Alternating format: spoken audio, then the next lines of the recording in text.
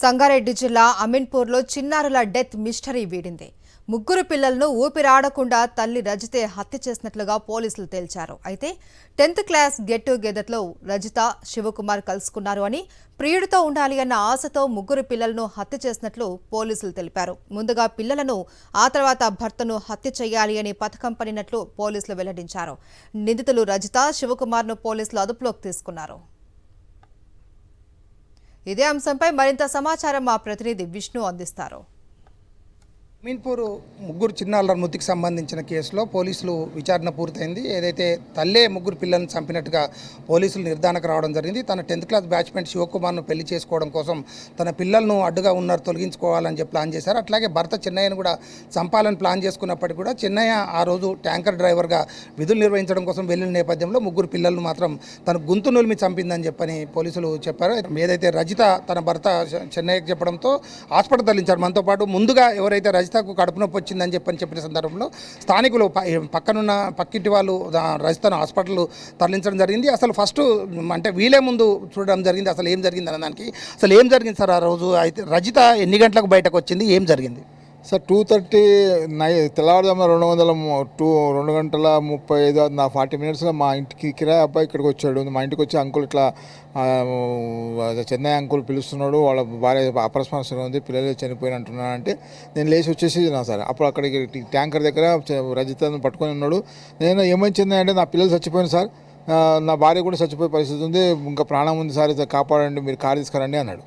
అది ఎట్లా చచ్చిపోయినంటే పెరుగన్నం మీద తిన్నారు అన్నాడు. సరే ఆయన డిక్లేర్ చేసి పిల్లలు కదా ఈమె కాపాడదాం మానవతతో కూడా అని చెప్పి నాకు కారు ఇచ్చి పంపించాను సార్. కానీ రజితకు సంబంధించి ఎప్పుడైనా అనుమానం వచ్చిందా?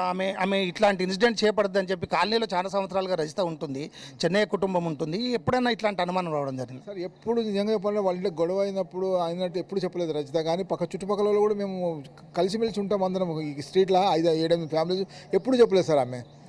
ఈవెన్ చెన్నై కూడా చెప్పలేదు. బాధాకరం ఏంటంటే మనకు చాలా ఏ సలహా అయినా ఇచ్చినాం, కానీ ఈ విషయం చెప్పినట్టే మనం ఇంకో రకంగా వాళ్ళకి సాయం చేసేవాళ్ళం. ఒక రజిత కూడా వాళ్ళు చెప్పినట్టు నిజంగా చెప్పాలంటే మా దగ్గర ఆర్ఎంఏ అనే ఒకటి ఉంది, రాఘవేంద్ర మెంబర్ అసోసియేషన్, దాంట్లో మనకు వంశీ ప్రయారిటీ కూడా మాకు మెంబరు. ఆమె కూడా దిశ కార్యక్రమం, పోలీస్ డిపార్ట్మెంట్ దిశ కార్యక్రమంలో ఆమె ప్రెసిడెంట్, జిల్లా ప్రెసిడెంట్, ఆమెకు చెప్పేసి కౌన్సిలింగ్ ఇప్పించేవాళ్ళం రజితకు.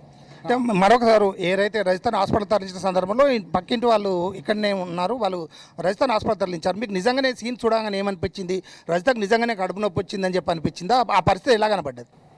మా రోజు అరౌండ్ 2:45 ఆ ప్రాంతంలో మాకు అరుపులు వినిపించాయి. అరుపులు అంటే మొగాయనే వినిపిస్తే నేను విండోలోంచి చూశాను. అప్పటికే ఆయన ఇక్కడ ఉన్నాడు, ఆమె ఇక్కడ పడిపోయి ఉంది.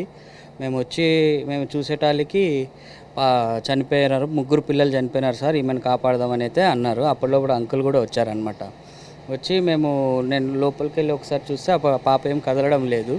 సో ఈమె అంకుల్ కారు వెంటనే పంపిస్తే ఆమెను తీసుకొని కారులో పెనేష్ హాస్పిటల్కి తీసుకెళ్ళినాం అనమాట.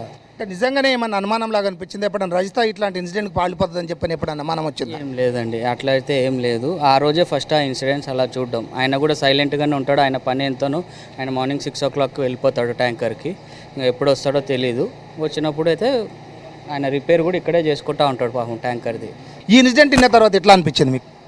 చాలా బాధాకరం అండి, ఎందుకంటే ముగ్గురు పిల్లలు చాలా ఇంటెలిజెంట్, బాగా చదువుకుంటారు, ఇంట్లో టీవీ కూడా లేదు, వాళ్ళకి చదువు ఆట తప్పించి ఏం లేదు. ఆ పాప అయితే ఇంకా ఇంటెలిజెంట్, ఇక్కడ డార్విన్ స్కూల్లో చదువుతుండే ఆమె. ఇంకా పాపం మాకు చాలా బాధగా ఉంది, ఎందుకంటే మా పిల్లలతోటి గల్లీలో అంతా సందడిగా ఉంటుండే.